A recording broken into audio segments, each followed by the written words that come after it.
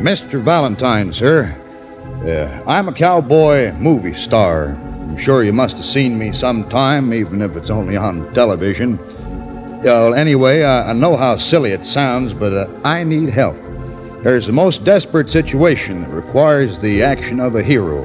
And while I'd like to qualify, this same situation requires certain proficiencies that I haven't got. Notably, there's a mystery. Mysteries aren't my longest suit. You see, I met her. But just barely. And Mr. Valentine, this lovely young lady I refer to, she's in distress. She is.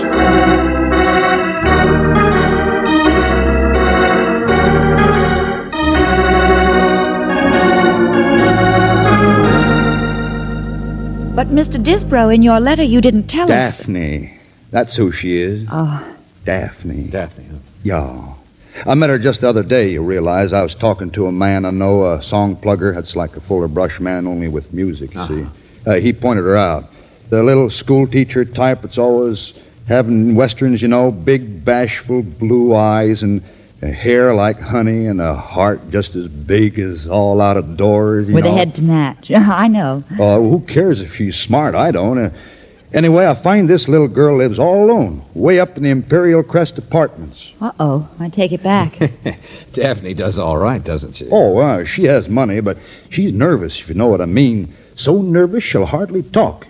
And afraid? Oh, yeah, I think somebody's watching her up there. Well, I'm not surprised. A big bad wolf, maybe. Me? No, this is different. No. It is. She didn't even want to meet me, and most women do. Oh, now look, cowboy. Yeah, and today when I tried to talk to her on the street, even after I'd been properly introduced, she just walked away. So am I. Now, wait a minute, Mr. Valentine. Now, she wanted to talk, and she would have, if the man she walked away with hadn't been carrying a gun. Oh. So maybe it is a case, huh? What man? Big. Bigger than both of us.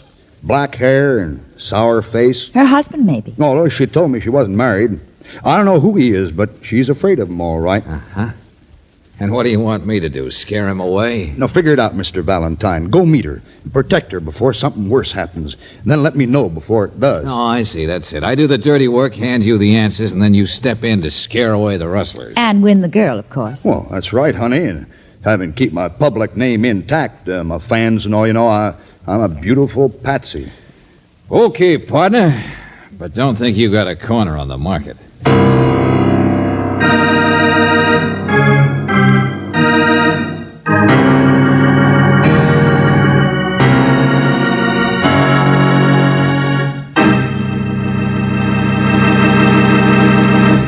Well, you better get out your earplugs, kiddies, 'cause methinks there's going to be plenty of shooting in this here Opry. Oh, but don't put them in for just a minute, because first I want you to hear this.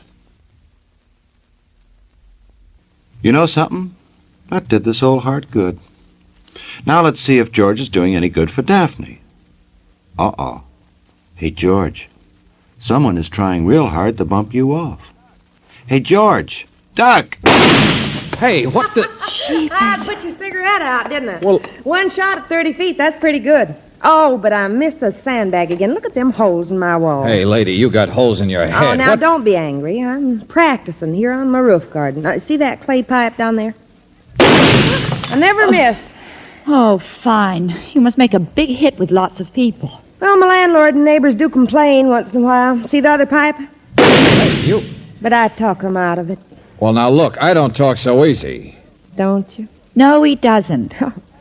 Not when you're around, you mean? No, All you right, bet. Annie Oakley, so you're nice to look at. Daphne Crockett, girl type Davy. Crockett? Oh, of course. The Club Paris. Mm-hmm. I've been there 5 years, longest run of any acting nightclubs. Everybody likes my shooting. Oh, so that's it. Little Red Riding Hood turns out to be Two-Gun Nellie. Professional bullseye artist. Mr. Valentine, where are you going? To see the bull about some black eyes. No, wait a minute. I'm here now. I might as well speak my piece, even if it's only for laughs. Speak your piece. Like Miles Standish? In a way. Only John Alden's name this time is Rafe Disbrow. Oh, him. Yeah, he's funny, all right. He thinks you're in danger. The cowboy says you're being watched up here. He says what? Well, there's the building next door. I guess from that one apartment over there, you could Oh, probably... no. No, of course not. All right, lady. But the rest of my recitation says you're afraid of a big man, black hair, sour face. How about that one? Mr. Disbrow has quite an imagination, hasn't he? Maybe, and maybe not. I suppose he sent you over here to protect me. That was a general idea. And think twice before you say no. I'll show you what I think of Mr. Disbrow in spite of that lovely Texas accent. You see those 3 little dolls in a row? Lady, I said think twice. And there are 3 bullets left in this gun. Oh, now look, if you are in trouble, 3 Daphne... answers you can take back. Okay, lady, never mind. We get the idea. This is where we came in, Angel. Hey, that was 4. Miss Crockett! Daphne! No, I'm all right. Oh, God. It missed me. What missed you? Where'd that extra shot come from? No, there wasn't one. Get out of here, won't you? Please leave me alone. Please, leave me alone. Don't waste your breath, lady. We've already gone. George, shall I telephone Lieutenant Riley? No, he's on vacation. Ask for Clary and tell him to get up there fast. Yeah, but I got a George- date next door, Angel. See you in the second reel.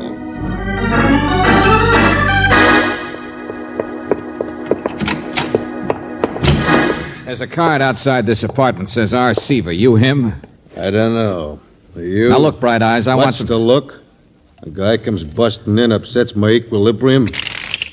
I'm teaching myself canasta. Now go away. All right, don't mind me. I won't tell if you cheat. Your manners get worse. The door's back that way. Remember? Yeah, just call me a building inspector. Come to take a look at your window, that's all. Don't fall out. Yeah, this is it, all right. The only apartment from which you can see the roof garden. You don't say. The only apartment from which you could take a pot shot at a woman across the way there. Sit down. Maybe we could both learn canasta. You always wear a hat when you play cards? Sure. What woman? What's it cover up? Black hair to match your sour face? I said what? We don't like each other much, do we? Daphne Crockett. I was there when it happened. Now we like each other less, huh? I don't know. Friendship begins slow sometimes. Sit down, will you? I'll deal out a few. What do you use for chips? The bag there? Huh? The black bag there by your foot. The one you're trying to keep me from seeing. A real observant boy, aren't you? Wait a minute. I can see a hand when it starts to move, so stop moving it. I'm dealing this, Inspector. Oh, no, you're not. You're...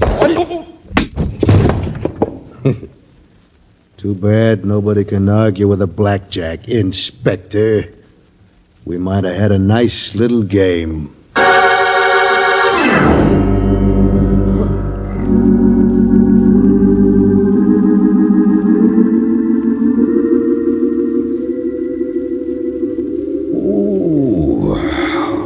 Shall I tell you what hit you, Valentine? No. But don't tell me that's Lieutenant Clary's voice, not at last. At last. Valentine, if you'd wait for the police once in a while, or better yet, if you wouldn't get mixed up in cases like this. All right. You sound just like Riley. My headache's bad enough. His name was Curly. Curly Blackson, the strong boy, wanted for ducking out of prison back east. What was he in for? He was serving time for shakedowns. He was a blackmail artist. Blackmail? Hey, is there a little black bag still around here anyway? Never mind, of course not. No, there isn't, George. And this Curly may have been the man Rafe saw once with Daphne, but I don't think he took the shot at her across the way. He didn't talk like he did. Not to mention the small fact he had a gun, but it was still loaded and hadn't been fired for some time. Say, you know an awful lot, don't you, Lieutenant? Come on, wake up. Open your baby blue eyes wide. Huh? Oh, I get it. Curly's dead, huh? Mm-hmm. Well, I know I didn't do it. No. You just slept through it, that's all. First you get mixed up in it, but then when you might be useful, you take a rain check while Curly takes a bullet. Bullet? One shot, clean as a whistle, right through the heart, from a short distance. Yeah. And he was armed. Somebody outdrew him or surprised him. And a marksman, too, huh? Or a Mark's woman. Yeah, where is she? Where is she? Where do you think she is? Gone, of course. And while we look for her, there was all the time in the world for this to happen. All the time. Hold on, listen, take it easy. Hey, somebody's coming. And remember, Lieutenant, the girl didn't shoot it herself out there on the roof. And if Curly had... Shh, wait a minute. Keys. Sure, it's the guy who lives here, R.C. You want to bet?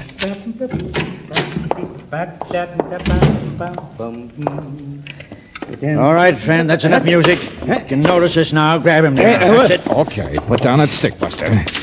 That's better. A little surprised, that's all. You can let me go. I'm all right. You're all right. Sure. Da-da-da-bum, you're breaking my heart. Never leave a tune unfinished. Had to finish it, that's all. Hey, didn't expect a room full of roses. Sit down. Roses are in 7th place this week, you know that? My name's Clary, homicide. All right. Sit down. Sit. Listen, my friend. Hold it, Lieutenant, just a minute. Roses are number 7, huh? How's Jealous Heart? A little raise on records, down in sheet sales, though. Oh, but you ought to hear the blues number I've Song got. plugger, huh? Maybe even the same song plugger who once introduced a cowboy to a girl. Maybe. I don't know. Play piano down at the Club Paris, too. The club... Oh, all begins to tie together, doesn't it? My friend, we're going to pull up our chairs for a nice long talk. Be careful, don't stub your toe. What? Chairs are all nailed down. Keeps the maids from moving them around. Keeps it. Look, Looney, Daphne Crockett was being watched from here, and I doubt if Curly did it. She was shot at from here, but he didn't do it. Did it, do it, did it. My name's Seaver, Lieutenant, not Looney. Seaver. Dick Seaver. Dead-Eye Dick, they call me. Dead-Eye? And Curly was murdered by a dead... Well, brother, if you're crazy enough to Wait a admit minute, it... Lieutenant, wait a minute. Chairs nailed down, that stick you carry. You haven't even noticed the body yet. You haven't been watching Daphne, have you, Dead-Eye? Of course not. I couldn't. I'm blind.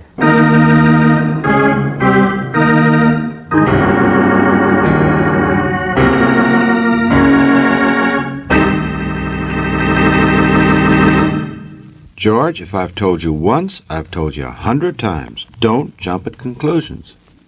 You tell me how a poor old blind guy goes around filling people full of lead.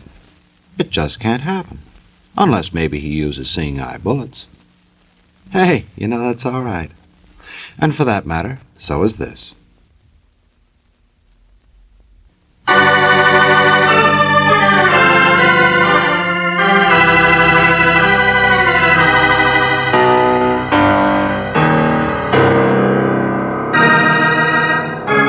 Say, before the shooting starts again, I think we should pause briefly for story identification, don't you? It seems that a self-styled cowboy named Rafe Disborough, who got himself fired from Monogram because he could only ride side saddle, hired Valentine to keep his beady brown eye on a doll named Daphne. He figures that only one eye will be necessary, as he will have to keep the other one peeled for a guy named Curly, a black-haired character who was very repulsive. On further investigation, Daphne turns out to be an up-to-date Annie Oakley, who's been knocking him dead at the Club Paris with her fur-lined six-shooter. However, some patron who doesn't like the cover charge takes it out on Daphne and starts shooting back, only he misses and plugs Curly. Meantime, George has been sleeping it off in Dead-Eye Dick's apartment, a song plugger around town, as he has become very drowsy from a hit on the head. George immediately points the finger at Dead-Eye, only Dead-Eye is blind and can't point back. Still, George figures that if he can plug songs, he can also plug people. However, this sets well with nobody, so he goes back to see Rafe Disborough, who was no help either, because all he can say is, Gosh, Mr. Valentine, that's all I can say is, gosh. Well, you should try harder, Mr. Disbrow. Usually there's just the good men, the bad men. And the little school teacher in between, I know. Well, this isn't the plot of a Western. But why you really wanted us to meet Daphne, you didn't say. So suppose you start saying, Buster, right now. I told you she was in distress. Are you being blackmailed, cowboy? Uh-huh. That was Curly's business, you know. And I saw a little black bag once. Blackmailed, I said. No, not me. Not you? Well, I'm always cautious about those things, but Well, Daphne, she has another suitor besides me, is Mr. Michael J. Martin. Martin? Yeah, one of those millionaire fellas. This is strictly confidential, you understand. And you figure Martin's a better sucker than you are, huh? Oh, well, he is a married man, yeah, and I've never taken that step. Uh-huh. And you really hired us to look into Daphne because you were afraid she was going to knock you over, too. Oh, no, Mr. Valentine. You totally misrepresent me. No, I mean nothing of the kind. The little lady is always innocent. Okay, Disbro. When you decide to tell me the truth, let me know, will But you? I am. I'm just a bystander who... Or better yet, let the police know. This is still a murder case, Rafe. And they tell me cowboys are pretty good shots. What? Oh, I'm just a singing cowboy. That's the last straw. No, I'm not proficient except with a guitar. I don't shoot guns. Well, my fans wouldn't like it. Well, listen, I'll show you. Come on, Angel, let's get out of here.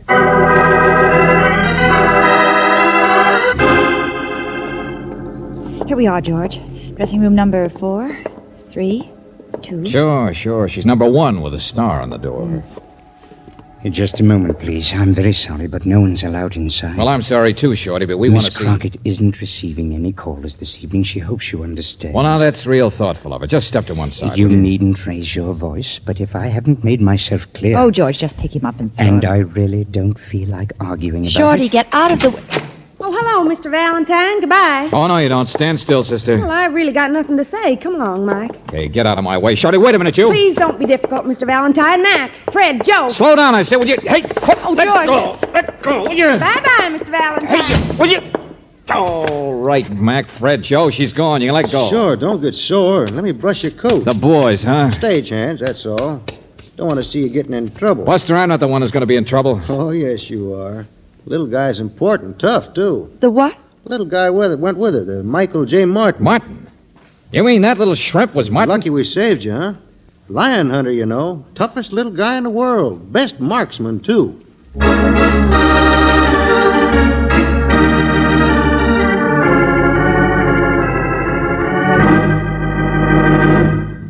No, Miss Crockett isn't here. Of course she's not here. Don't expect her to show up.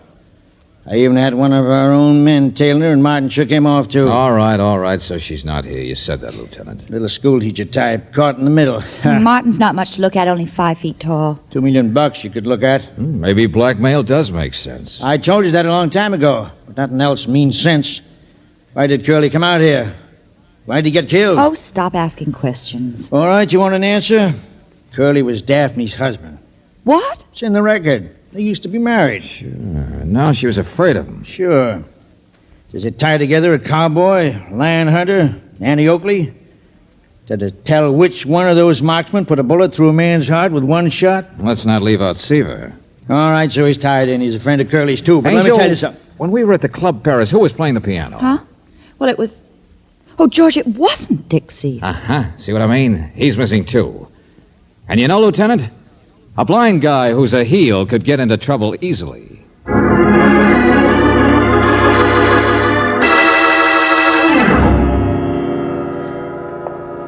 Now his heart's beating. Now he's just unconscious, I think. Come on, Seaver. Come on, snap out of it now. His door's still open. Somebody must have slugged him when he was running out before he could get away. Oh, Daddy beat me. My head. Oh, he's okay. Take a look inside. That's what I'm doing. It's quite a mess. It's been ransacked. All the drawers, only thing still in place are the furniture. Michael J. Martin. Dead. Would you look at that? Another one-shot victim. Sharpshooting. Even about the same distance. Yeah. Got Martin a little higher up, though. Yeah, look here. Hit him right in the neck. So what? He's as dead as Curly, isn't he? Oh, yeah, I'm just... What is it, George? The window. Lights just went on there, opposite. What? Yeah, so they did. The roof garden. Little Nell has finally come back home, huh? And, Lieutenant, if you work a process of elimination... Come on, let's get over there. I'll stay here. But, George- Go on. I'll take care of Seaver Yes, here. but- Now, I'll take you 5 minutes to make it from building to building anyway. All right, we'll keep our eyes open, but you watch from here. Don't worry. I've been wrong before. I'm not going to be wrong this time. Get going. Oh, Daddy, what a head. What's happening? What's happening, Mr. Valentine? Here. Come here now. I'll give you a hand. Thanks. That's my chair, by the poker table. Okay, careful now. There she is. Whew. Sit down yourself, Valentine. It's good for the rocks in your head. From the chair opposite me, the wing chair there, you can see out the window. Yeah, thanks. Already there, aren't you? I tell by your voice. What you doing now? Nothing. Taking off a coat. Take off your coat. Take off your hat. Cigarette? Got some right here on the table. No, thanks. Gone into the kitchen now. I bet you can't cook. You've never seen her, huh? Nope, blind since I was 21. Lost him in a stick-up I got messed up in. Stick-up? Nice guy. Oh, I've been around, but I'm straight now. She's back on the roof now. Why do you say you're straight, Seaver, when you were all mixed up with Curly? I didn't know he'd taken a hop from prison. He was up here all the time watching his wife, wasn't he? Sure. It's a cinch I wasn't. You were in on the blackmail with Curly, too, weren't you? Somebody must have tipped him off that there was a good touch going, that Martin here was a pushover. All right, so what? What have I got to lose? Conspiracy to blackmail, but everybody's dead. You're right, we can't prove it. I've been around. You're not. What's that? Oh, she's just practicing, that's all. Funny, isn't it? Everybody's a marksman. You know, poor Martin there has a gun in his pocket, too, but he was outdrawn, just like Curly. That cowboy can shoot, too, Mr. Valentine. I don't believe that stuff he says, do you? No, I'm not talking about murder anyway. I was thinking about when Daphne over there was practicing early and somebody took a pot shot and missed. What about it? Well, that couldn't have been a marksman, could it? So it must have been somebody who just stuck a gun out the window and shot to attract attention.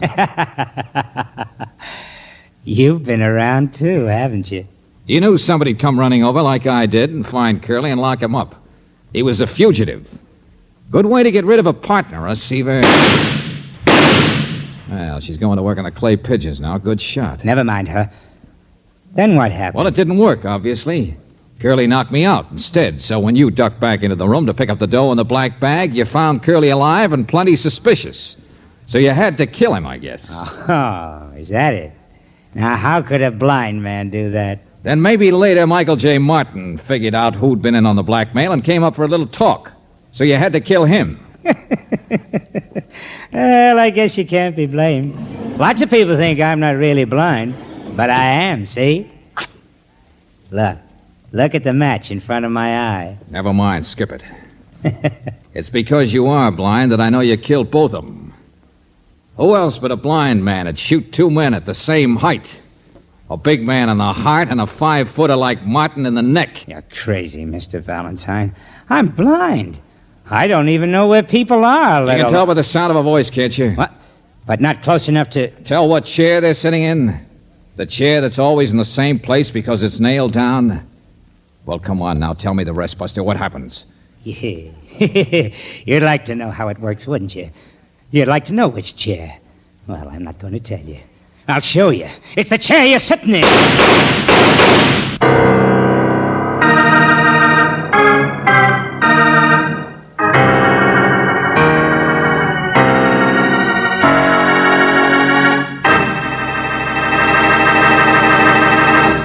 Ain't I an old meanie, though?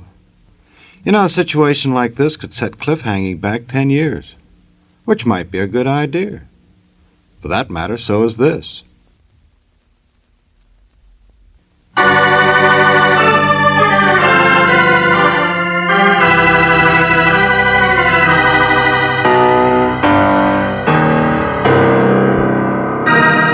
Now let's see how the little game of blind man's bluff is turning out. It can't be good for George, because old Deadeye is getting his jollies over something. Simple, isn't it? The blind man can fool them all. A little heavy on the downbeat, maybe. Won't look like a marksman this time. But the coroner won't care. I'll just move him out of the chair and... Valentine! Valentine, where are you? Where are you? Just where I was, Seaver. Huh? Standing by the side of this chair.